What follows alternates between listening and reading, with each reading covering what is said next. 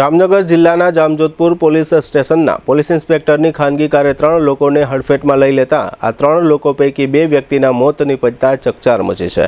સામાન્ય રીતે પોલીસ નાગરિકોને વાહન કેમ ચલાવવું એ બાબતે સલાહ અને ઠપકો આપતી હોય છે। વાહન ચલાવવા સંબંધે પોલીસ લોકોને જાગૃત પણ કરતી હોય છે અને વાહન ચલાવતી વખતે કોઈ નિયમ ભંગ થાય તો પોલીસ વાહન ચાલકોને દંડ પણ કરતી હોય છે। પરંતુ જામજોધપુર નજીક ખુદ પોલીસ ઇન્સ્પેક્ટરની કારે 3 લોકોને હડફેટમાં લઈ લીધા છે। આ અકસ્માતમાં એક યુવક અને એક વૃદ્ધનું મોત નીપજતા અરેરાટી વ્યાપી ગઈ છે।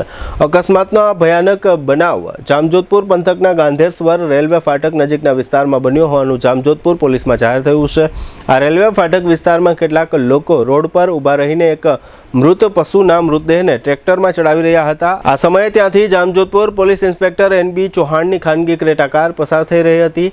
આ કાર ખુદ પોલીસ ઇન્સ્પેક્ટર ચલાવી રહ્યા હતા। કોઈ કારણસર પોલીસ ઇન્સ્પેક્ટરે કાર પરનો કંટ્રોલ ગુમાવતા આ ક્રેટા કાર ટ્રેક્ટર નજીક ઉભેલા લોકોની ઉપર ચડી ગઈ। આ અકસ્માત એટલો ભયંકર હતો કે અકસ્માતમાં 30 વર્ષના એક યુવક રોનક અશોકભાઈ ખાંટ અને નુંઘાભાઈ નાથાભાઈ ભોજાણી નામના એક વૃદ્ધનું ઘટના સ્થળે જ મોત નીપજ્યું છે। આ અકસ્માતમાં ઇજાઓ પામેલી અન્ય એક વ્યક્તિનું નામ સાધુ રામદાસ ઉર્ફે રમેશ મૈયારામ દેસાણી જાહેર થયું છે, જેમને હોસ્પિટલમાં તાકીદની સારવાર આપવામાં આવી રહી છે।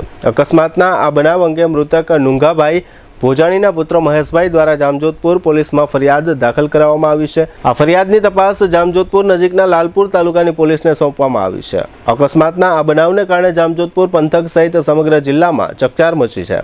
આ અકસ્માતની વિગતો બહાર આવ્યા બાદ SP રવિમોહન સૈની દ્વારા આ અકસ્માત સર્જનાર પોલીસ ઇન્સ્પેક્ટર NB ચૌહાણને લીવ રિઝર્વ પર મૂકી દેવામાં આવ્યા છે અને જામજોધપુર પોલીસ સ્ટેશનનો ચાર્જ પોલીસ ઇન્સ્પેક્ટર ML ઓડેદરાને આપવામાં આવ્યો છે।